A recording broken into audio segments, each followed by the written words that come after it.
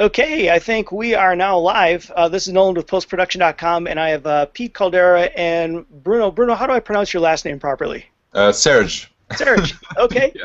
cool, excellent. And I guess why don't we do this? Why don't Bruno? Why don't you start off? Tell us a little bit about yourself, and then Sure. Pete, you go ahead and tell us a little bit about yourself, and then we'll start off and go from there. All right. Um, a few years ago, I'd say 6 or 7, I just did some low-level assistant composing work for Walt Disney, Disney Channel, and DreamWorks, and from then on, I actually have just been working with independent bands. So and it's been great. It gives me a lot more freedom creatively. Nice, nice. And you're located out in Los Angeles, right? In Los Angeles, yeah. Cool, cool. Okay. Well, Pete, why don't you go ahead and tell us a little bit about you? I'm a New York City-based composer and keyboard player. Spent over 20 years playing in like some of the biggest Broadway and off-Broadway shows here in the city, and maybe even longer than that. And then over the past 15 years, I've sort of had a parallel career as a composer for films and television. And over the past 3 years, I've also started being a college educator. I teach music production and film scoring at the Aaron Copland School of Music at Queens College. But I'm fairly busy doing mostly documentary film work. I have a couple of production companies here that I work with, and I just finished a short stop animation kids horror film, which came out. It's really cute. It's really well done. Like very diverse career. I've done a lot of music for sports shows and done a lot of documentary films. Wow, oh, that's cool. I see. I'm still thinking kids horror show. Well, it's sort of like the Nightmare Before Christmas kind of a vibe. Although it's not anything like that. It's sort of in that ballpark. It's called the Halloween Prankster. The Halloween Prankster. Okay. Yeah. Cool. Can we ask when that comes out? Not quite sure because they still have a lot of work to do with post-production. They still have all the sound design to do. They still have some CGI to finish up. So I'm not quite sure when that's going to be finished. But Okay. the music is definitely finished. Nice, nice. Yeah. Well, I tell you what. When you're able to let that out of the bag, definitely keep us posted. Love to hear some of the music and put some of that up on the site there at postproduction.com. So that we can. Oh, I actually have the whole score up on SoundCloud. Oh, nice. Okay. So I could send you a link for that. Oh, that would be wonderful. Cool, cool. All right. Well, why don't we do this? Why don't we hop right into it and kick it off? I guess maybe Pete, if you want to start it off. I know the first topic that we're kind of talking about is how music technology helps creativity. And Bruno, at the same time, feel free to hop back Sure. and forth. So, Pete, why don't you start it off? Well, there was a time not too long ago when I first started playing around with technology back in the mid-1980s that it was very difficult to do anything because all the screens were really tiny, one line, and when you were sequencing, you had a step time sequence, or it was very hard to edit. But then now you look at how technology's grown, especially over the past 5 years or so, and how there are so many great pieces of software that none of them are perfect, but they all are incredible for what they can do. And I feel that once you learn and understand how to use whatever technology you're using to create music, I happen to use Pro Tools as my main writing tool, simply because I used to be a Studio Vision Pro user in the 1990s, and after they went bankrupt and went down, I had already known how to use Pro Tools a little bit, and I was so busy writing production music for Killer Tracks, which is a big library, that I didn't have time to sit down and learn a new DAW like Logic or Performer or something, and I already knew how to use Pro Tools. And even though the MIDI implementation of Pro Tools was lacking at that point, it's certainly grown to the point now where I have no problems scoring feature films or even recording my own albums using the MIDI on Pro Tools. So the way I feel is that you learn how to use the technology so that you don't have to think about it so much, and you can concentrate on getting your ideas into the computer and editing and developing and working on them and treating them in different ways. And the things that you can do with audio as well as MIDI information, it's just really, when I think about where I started to where it is now, it's just really amazing. And it's helped me grow as a composer as well, because I find that I can try out ideas over and over again with different combinations of instruments, and then I learn what these things sound like together. Wow. Yeah, it's definitely cool. I totally remember when I started, because I do, now I'm not a composer at all, as my wife reminds me often, but I remember just clicking through the different panels. That's mean. No, she's sweet. I'm just that bad. So yeah, I can totally see that. To me, there was nothing more frustrating than having the idea of what I wanted to get out there, and then I'm trying to go through the button panels on my keyboard, getting through, and by the time I got through to where I wanted to get the sound, it was already gone. Real quick, I want to welcome Bruno, or let's see, a new joiner to the call here. Go ahead and introduce yourself. Hi. I'm just trying to get my Google Talk set up, but my name's Jeremiah Costello. How you guys doing? Good. Sounds good. Can you guys hear me okay? Yep. Yeah. Totally. Yep, we got you just fine. Just got you fine, Awesome. Jeremiah. Awesome. Yeah. Nice. My name's Jeremiah Costello. I guess I would consider myself a composer. I'm pretty new to the game, though. I've always been interested in music. I've been a musician most of my life. I've played the guitar most of my life, and I've written songs since I was a little kid. But I just recently started finding a new interest in composing. So I'm still fairly new, but I love doing it, and I'm really excited about it. And I guess right now I'm in the stage of just networking and just getting myself out there. So it's a pleasure to meet you guys, and I'm real interested in what you guys have to say. And yeah, I'm all ears. So Nice. Well, welcome to the conversation here. We just Pete was just telling us about we're just kicking it off with how music technology helps creativity, and Pete was just kind of telling a little bit about how he got a start, or as he was beginning, and how as the technology shifted and made it easier to get the creativity flowing, and that's kind of where you jumped in. So, okay. Bruno, I don't know. Why don't you take it? I agree with Pete on a lot of things, and definitely it's a tool. Technology is a tool, at least for now. I mean, Ray Kurzweil says that it's definitely an exponential evolution of a technological progress. So at least for now, we can use technology as a tool. And in the last few years, we've been seeing a major jump in that evolution. I mean, from the time when we cut tape in studios to and I use Pro Tools as well, by the way. I mean, I'm a younger guy, probably. I'm technically a millennial, so I got into music at the time when computers were already pretty big. But I got into Pro Tools because it was a necessity, because a lot of studios use that as standard. So to me, it was a natural progression to get into Pro Tools. But yeah, definitely. I'm actually curious about the time when creative jobs will be taken by technology, which will be maybe in the next few decades. We don't know that, but yeah, it's definitely. I think it's a helpful tool, but too much of it can be deterring from the actual goal of composing, or the goal of creating. Yeah, I agree with that. I think you have to streamline what you're doing, and also I think that knowing the technology really helps. I mean, I learned how to write music with pencil and manuscript paper, and everything I used to write back when I did it that way sounded pedantic and studied. And then since, because I'm mostly, when I play piano, I'm an improviser. I improvise, and to be able to jam ideas into the computer, even if it's an orchestral music, which I do a lot of, and capture that, and then be able to manipulate what I've done. Right. It really has taken a whole step, or multiple steps away from just getting into the flow. Right.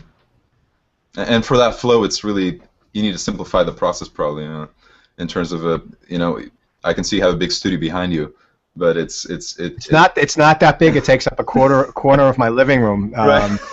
Seriously, it's not compared to what I used to have. I used to rent out a Right. space in Midtown, and I had a whole room filled with racks and Right. racks of samplers, like 8 or 9. Yeah, it used to be a necessity. Yeah. Yeah, and now I've got 3 computers networked together, and I can make 10 times the sound as Right. 15 samplers. You know. All in the box. Yeah. At a fraction of the price too, huh? Yeah. Yes, although sample libraries can add up, It's true. especially if you do a lot of orchestral music. The cost of them can really add up over time.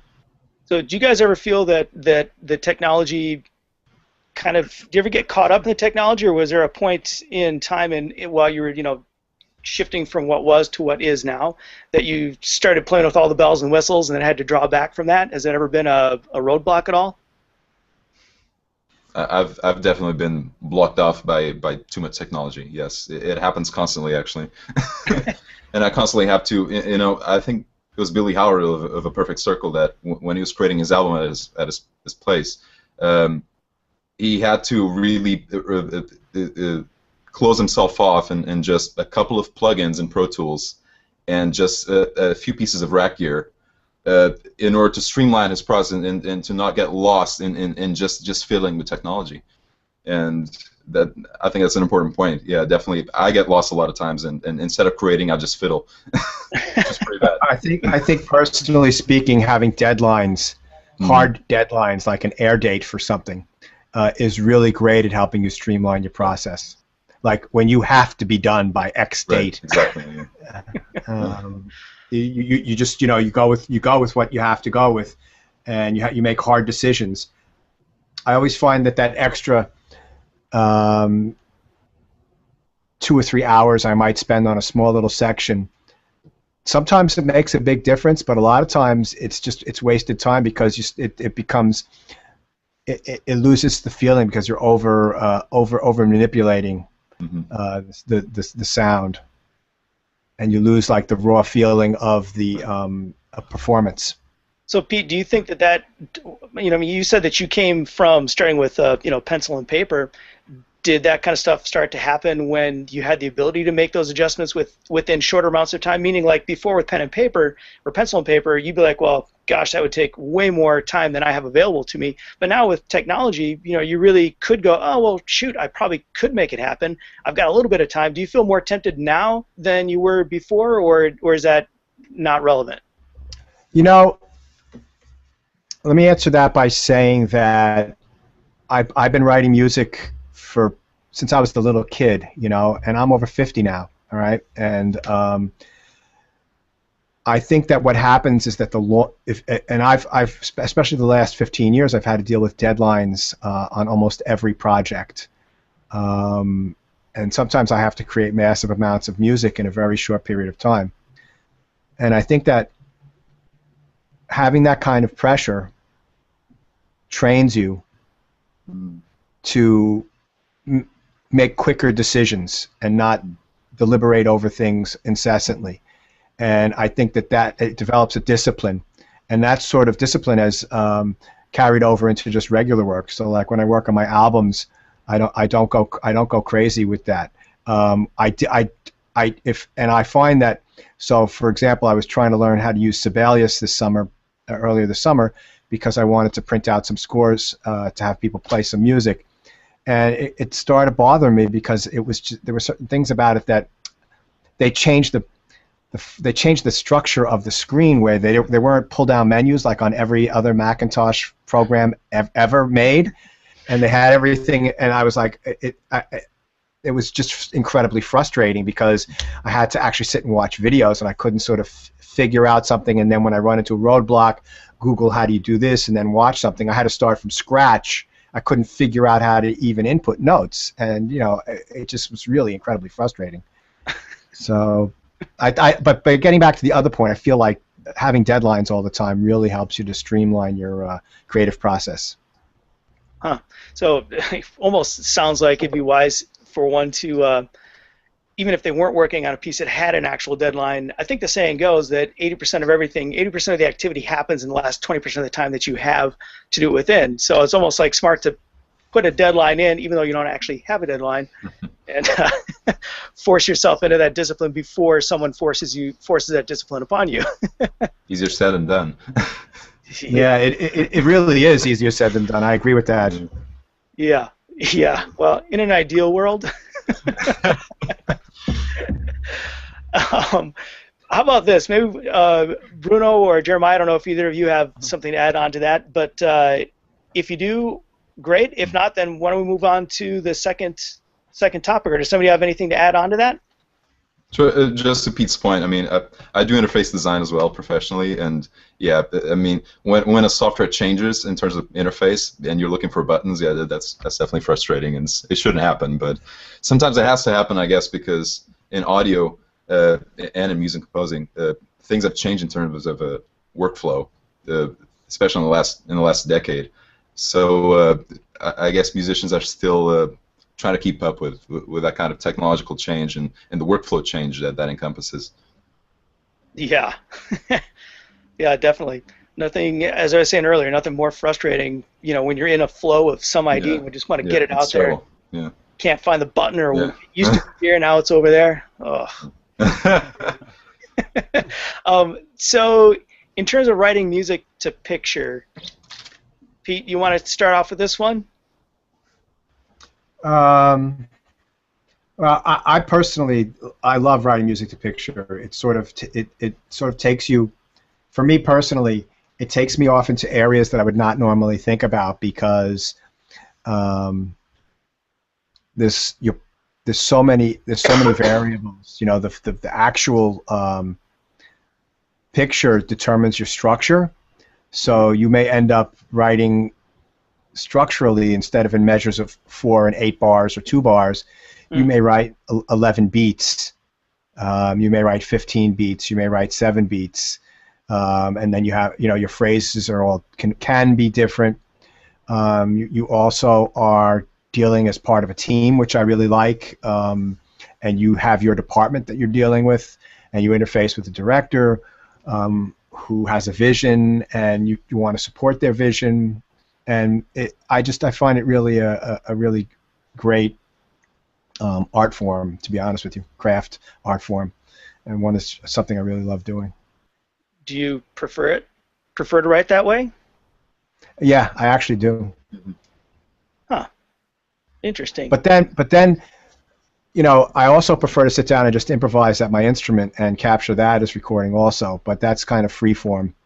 I find it much more difficult to just sit down and write music than to have an image in front of me writing to. That's much more inspiring to me. What do you think is, in regards to like the breakdown of how often you see which of which, do you see the producers come in and say to you, Pete, here's a picture, write the music? Or do they send you an email or something that says, hey, this is the mood we're looking for, send us a flavor of something or other? Would you find that there's more of one request than the other, or is it just kind of, Well, I find that when I first started writing music professionally for media, I guess that's how I would describe it, I did a lot of production music work. I wrote hundreds and hundreds of tracks for different libraries, for Fox, for NBC, for Killer Tracks, which is a big production library that's now owned by Universal.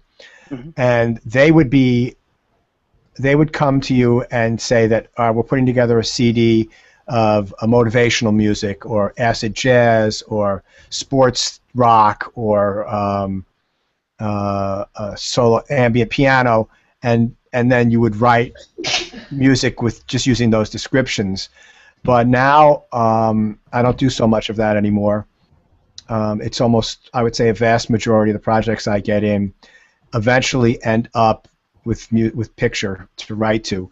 I sometimes create a library of music for the filmmakers to cut to. Mm-hmm. So, for example, I did a project earlier this year that was on CNN in June, a documentary called 41 on 41, and the filmmakers did the opening credits, and I scored the opening credits for them.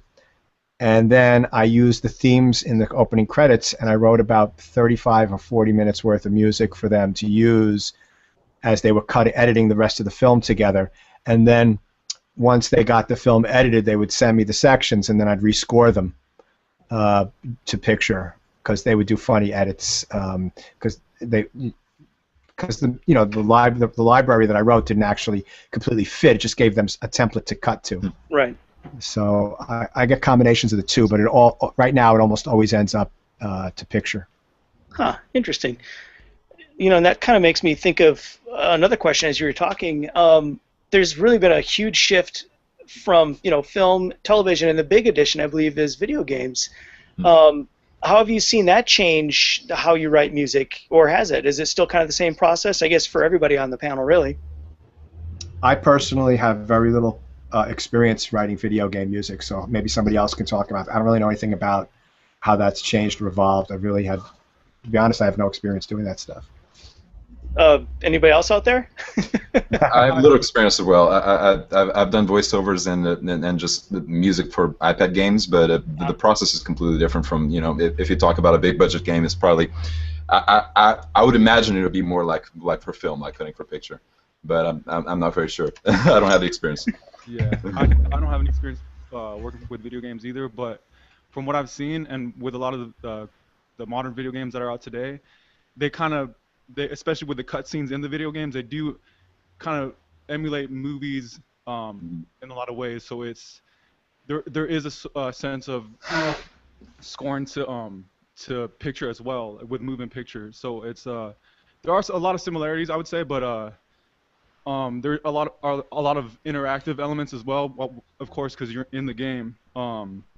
Literally.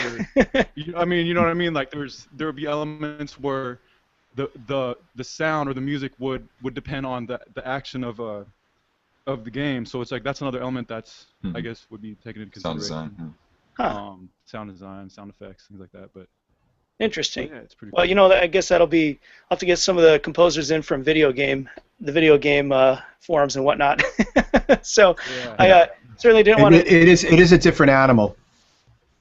Oh yeah, I can imagine. Yeah, I'm kind of curious to find out how that animal works for writing. Of course, I would think that would be a challenge for you. What would you guys do? I suppose you'd say, hey, I haven't done a lot of it, but sign me up. I'll give it a shot. Do you think your approach would change at all, though, Pete? I don't know. I'd have to talk to some people that I know that did it first and get their experience and some advice from them. I think that. First of all, it's a generational thing. I'm a little old for video games, personally speaking. I don't look at a lot of them. I'm not really that interested in them. Whereas films and movies, I'm very interested in, and I watch them a lot. Documentaries and films, I watch that stuff a lot because I enjoy it. But one thing I do think that you have to do with the music for video games, I think you have to write it in kind of a modular way, where things can cut quickly, and there can be juxtapositions when you go from one event to another event. So I think that you probably have to take a lot of that into consideration when you're writing. Huh. Yeah, interesting. Bruno, I wanted to get your thoughts on writing music to picture, if you have some. And Jeremiah as well. I feel that it's... Oh, I'm sorry. Go ahead. Was it Bruno or Jeremiah? Sorry, I'm confused now. I'm sorry. Go ahead. I find that it's a lot easier, at least for me, to write to picture. Partially the reasons Pete mentioned as well. I feel that having that visual mood helps me, and also I make decisions that I would not make if I was improvising my instrument. It's interesting though. The final result tends to be a lot more musical than I imagined at first, in the sense that I'll cut things to the picture, sometimes too much following the picture, which is a mistake that I did, especially in the beginning. But in the end, playing the track, it actually it sounds like something that was actually improvised, and it stands alone. So it's an interesting experience to see that transformation. For the most part, yeah. You said you fell into some traps. What were those traps when writing to picture? Definitely, especially with Disney, it's very it was hard for me initially to avoid the mistake of of making music that exactly follows the picture, almost like cartoony, almost like Warner Brothers cartoons, and it was a mistake that eventually I caught up with and I stopped doing it, but definitely. I don't know if it's exactly a mistake. I would say it's a stylistic option that probably is not used anymore as much, because I mean a composer should make music that does not interfere with the picture, does not interfere with the story in the sense that it doesn't get in the way. Right. But and that sometimes can get in the way just because because the audio is there to remind you of what actions are taking place. So that could be a mistake, and I consider that a mistake sometimes, but I don't know. I could be wrong. Did you discover it on your own, or did somebody say, yeah. Hey? No, actually, there was not a lot of feedback from producers at the time, and I was working with a composer here in South Pasadena, Nathan Wang, and there was some mild feedback about that and changing some keys sometimes mid-scene, but not exactly the feedback about falling too much the picture. That was mostly my decision to not exactly copy that kind of old style orchestral to picture coordination, I guess. We'll have to come up with a vocabulary word for that. Right. Whatever that may be. Exactly. Interesting. Jeremiah, any thoughts on your end? I have not. I have no experience with writing to motion picture, but I mean, it seems like I'm used to making the music first and then adding video to it. That's what I've been doing lately. Like, I mean, I guess you can call them music videos. I've been getting clips of like B-roll and just adding it to the music. So that's like the opposite, I guess, of what you're saying, which is like having the picture first and then adding music to that. That's very interesting to me, and that's why I mean that's I'd like to get into that, and but yeah, I've never done it. I haven't done it yet, so I mean I guess I should practice. And you guys seem like you're giving some good advice on it. So. You have to set a deadline, is what we've taken away thus far. Yeah. One other thing I'd like to add about working on films is that a lot of people, I think today more than ever, have incredibly varied interests and musical tastes. And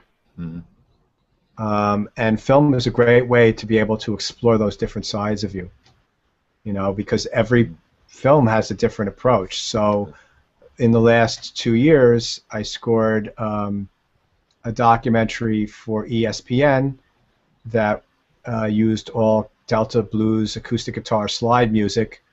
I did a film for Oprah's channel, a documentary for them that used a lot of African rhythms. And then the film I did earlier this year was for CNN, was very orchestral Americana, almost Copland-esque. And then that stop animation film I just finished was very spooky, some very dissonant orchestral music as well. So you get to explore different avenues of your creativity in a way that if you were just a solo artist making music, you might not be able to do, because when you're a solo artist, you need to be marketed and put into a style. It's very true. Yeah.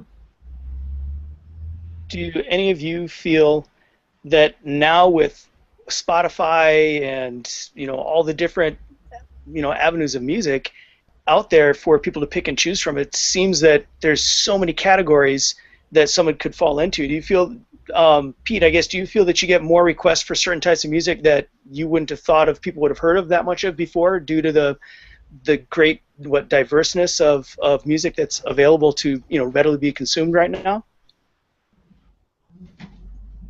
Not quite sure, because No, I don't think so, because I think that if people want something that's a specific genre, like a vocal song, they'll just go to try to license out that vocal song, and that's pretty much a lot of what's on Spotify, and and that's what most people that listen to those stations, they probably listen to vocal songs, and that's not sort of what I do. I sort of have a steady group of people that I write for, and they let their projects dictate what they do, and they let me sort of research the styles for them. Every once in a while they'll come up with something, but it's not that far out. Huh. Cool. Interesting. Sorry, I hate to run, guys, but I have an appointment to get to at 11. But thank you for letting me join. Thank you for letting me listen to you guys. You know, I didn't have much to offer, but I mean, It's great to meet you, Jeremiah. thank you, gentlemen. Nice to meet you. Good job. Good to have you on the show. Thank you. Ciao. Yep.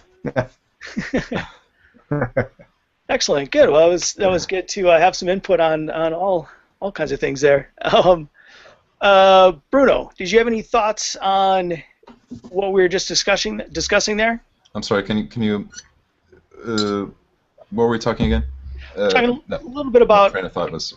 Yeah. Well, with all of the different styles of music that are are easily to be heard and consumed online.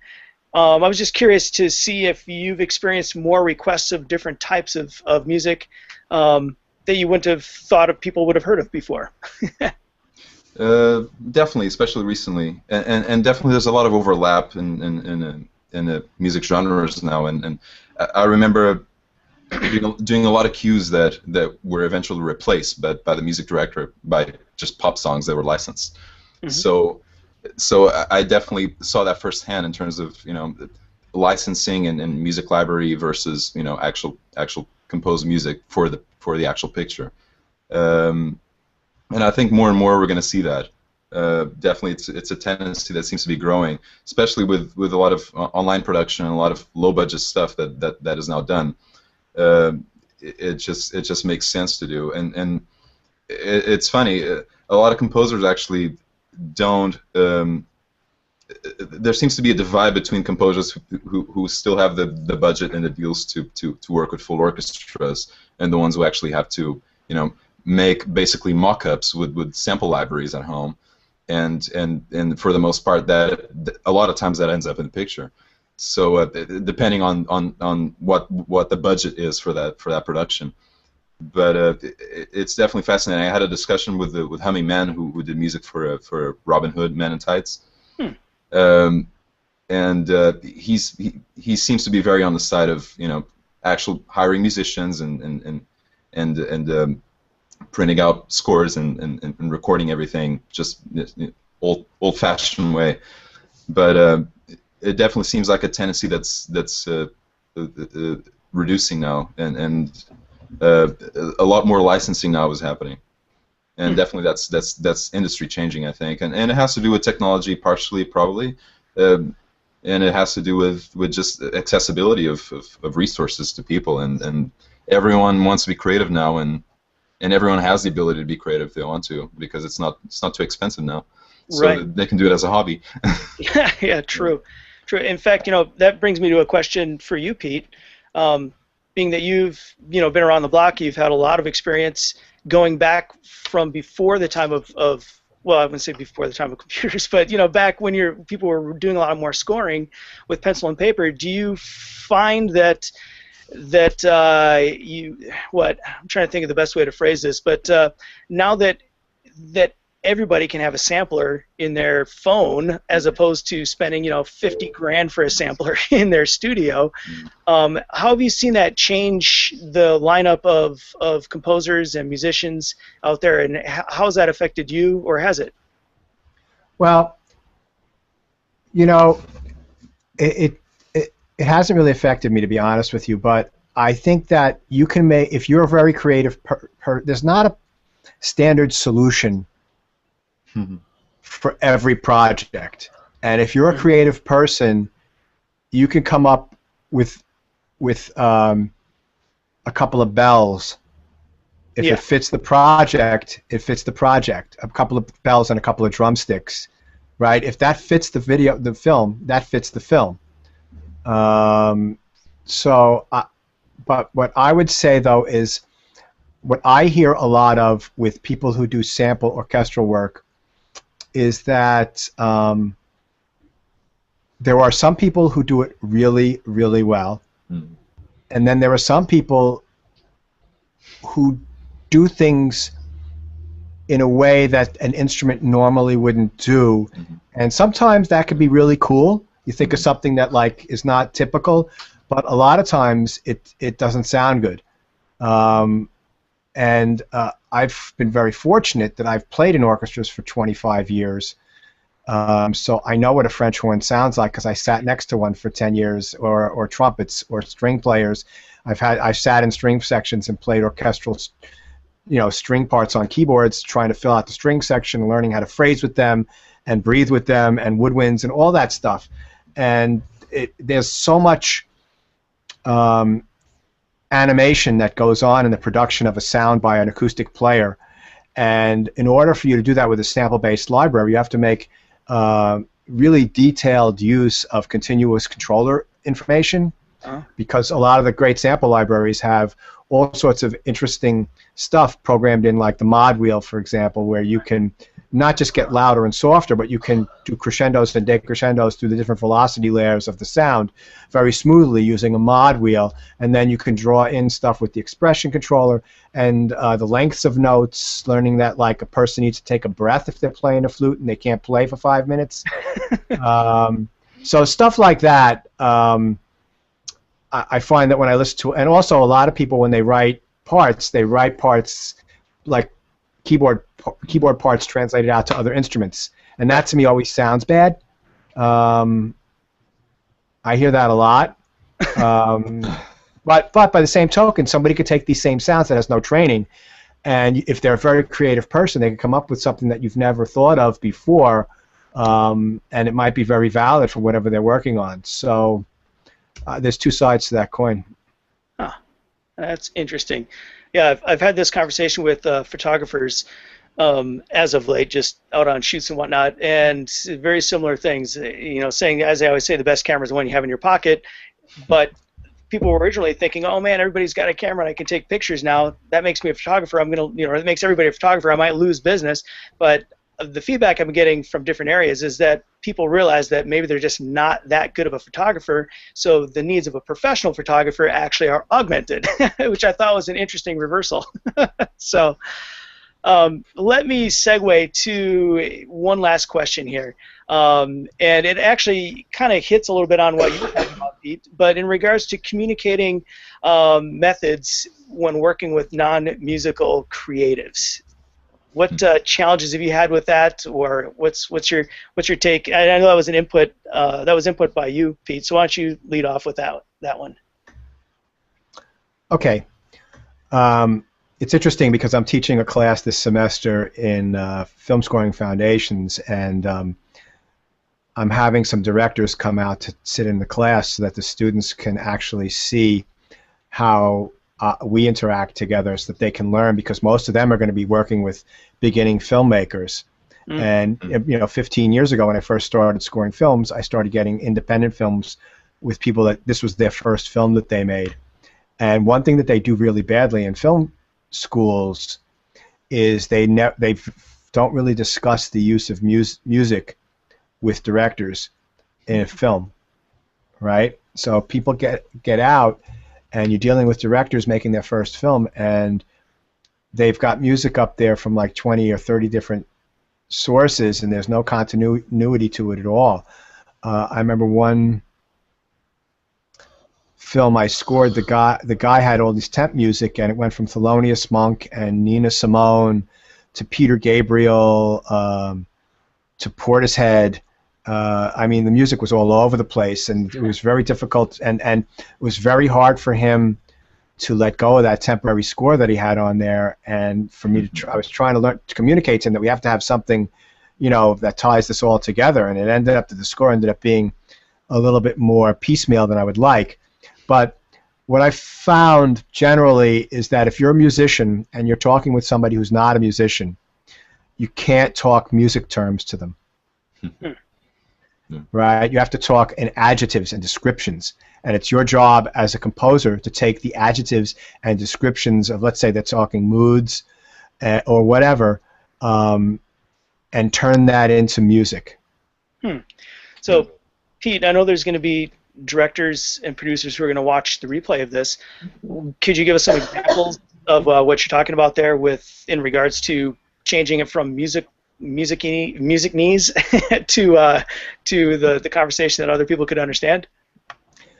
Yeah, so you wouldn't talk to somebody that, well, I'm doing a dodecaphonic tritone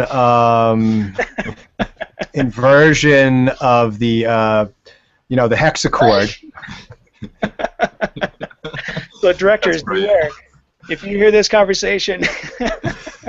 But what they might say to me is this needs to be eerie and scary, and there needs to be a rhythmic pulse. There needs to be a pulsing going on, and the woman. You need to talk about the intent behind the scene. So while they're in the scene here, and the guy is looking at the unfoldings, and he's remembering something from his childhood. So there needs to be something in here that's innocent but yet haunting at the same time. And so you learn to have a communication with them, and what that means to one person, one director, might be something completely different to another director, So that's part of your job as a composer, is to learn those differences and learn how to translate that stuff.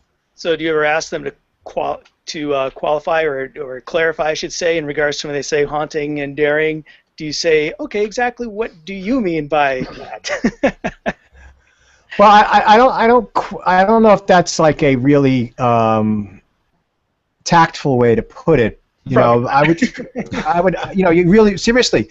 A lot of being successful in this industry is communication and learning how to communicate with people in a way that you can get stuff out of them. Because ultimately, your job as a composer is really to do what they want, right? And to give them what they need for their film.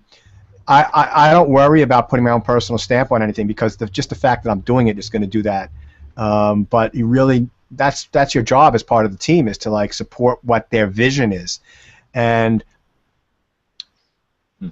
you could ask them to play you music that they like, and ask them to tell you what they like about the music, and you see what kind of terms they use to describe that music, and you put that in your brain, and you remember that. There's all sorts of little things that you can do, but I wouldn't really want to put them on the spot. Well, what do you mean by that? And I know that's not. I know that's not what you meant. Right, exactly. But there is a art to communicating with somebody, and it's not in an insincere way. It's just you really want to find out what they want, and right. You need to make them feel comfortable to talk to you, because it might be intimidating for them to talk to somebody, a musician that knows all these terms and all this stuff that they don't know. And I have had filmmakers start to talk like that, and I've had to say, well, name a piece of music you like that does sort of that for you, or think about it in a different way. Try to explain it to me with emotions and feelings, or what's the psychology of what's going on here now. So you really have to develop those communication skills. It's really important. Wow, I hadn't really thought about that. I hadn't really thought about how your job as a composer is to get inside the head of the whatever their needs are, and really draw those needs outside of them and then fulfill them as the composer. That's an interesting point. And you have to do it in a way that they feel comfortable with. Yeah. I can totally. That doesn't mean that you're not going to have differences of opinion or discussions or debates or anything like that. It just means that really your job is to translate what they're saying in English into sound. It's very true. Interesting. Bruno, do you have any? No, I absolutely agree. It's very true. You're nodding and smiling. And it's actually it's true that I'm a visual person, so I also try to speak in terms of use adjectives that are independent from musical terms. I actually find myself using a lot of visual terms to describe musical stuff. I see that that stuff when I really mean, did you hear that? Oh well. So I guess it's a little synesthetic of me in that sense, but yeah, it's true that it's one thing that's frustrating, design and art and music, is that people have opinions about it. So you will hear a director, a music director, speak to you in terms of what they think of the music, as if they actually understand exactly what they want there. But a lot of times people don't know what they want there. They want to hear an example. They want to hear your creation first, and then they can pick and choose. Then they can try to modify it and try to. I find that a lot, especially in design too. It's constantly a struggle with the communication until you have a mock-up done or a certain amount of work done, and then everyone starts going back and evaluating things and criticizing, and then you start having that.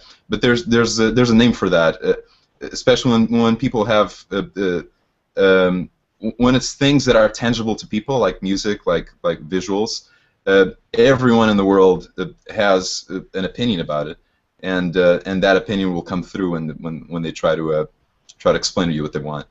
So that makes it complicated, because I just think it ends up always being a back and forth inevitably, in the sense that I'll create something and I'll have to get feedback in order to steer my direction and actually know where to go next and what to modify if something needs to be modified.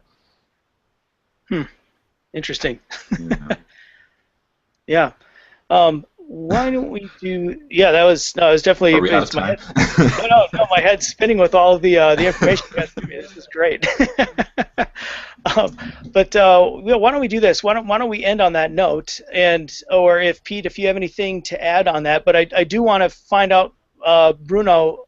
I asked Pete what he was working on at the beginning of this interview, but I didn't get a chance to ask you what you're working on, or if you have anything forthcoming in the pipeline, anything that you're working on that Maybe you can tell us about. Maybe something I shouldn't say yet, but I'm actually working with a band called Black Lab, and I've worked with them as orchestrator and arranger for the last 2-3 albums that they've released. But there might be one new album coming next year that has quite a lot of orchestral parts. So let's see. Maybe I shouldn't have said that probably, but but yeah, that's what's up and coming. Well, just independent band. Where can people find out more about you, Bruno? Is there a certain website you want to send them to, or? Yeah, I have a design website, brunosarge.com, which has some music work as well. Okay.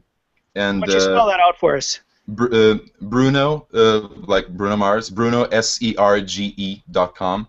Okay. And I'll be updating that very soon with probably some new music and some new other creative work, visual mostly. Nice.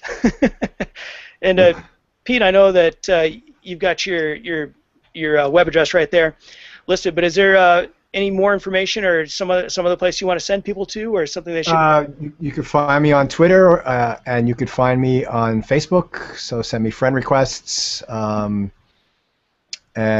I have YouTube. I'm all over the web. There's several Peter Calandras, but just the one for the musician is the one to search for. Okay. Well, that's awesome. It's certainly a pleasure to have both of you guys on the show, and Jeremiah earlier. Would love to have both of you back for more conversations. As I said, moving forward, we're going to be doing more of these conversations, and would love to have both of you back on the show. Would that be all right sometime? Sounds good to me. Absolutely, yeah. Awesome. Cool. Anything anybody want to add? Just thank you for having us on. Yeah, thanks so much for having us.